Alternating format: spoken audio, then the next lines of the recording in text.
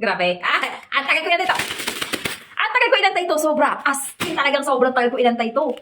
Ito kasi yung pinapangarap kong bag. Hindi ko alam kung magugustuhan nyo rin. Pero gusto ko na talaga i-share sa inyo. Pinapangarap kong bag to, alam nyo kung bakit? Napaka-unique. Napaka-authentic. Tinan mo naman mga babes ko. Ay, naku naman! Hindi siya yung typical na bag. It's because maong ang pinaka-appearance niya at maong talaga ang texture niya. May pa-effect na ganito, dual purpose yan. Pwede maging handbag and handly bag.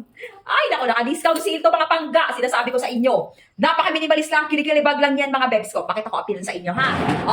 Grabe! Sino ka dyan, be? Oh, grabe, naka-discount sale to ngayon.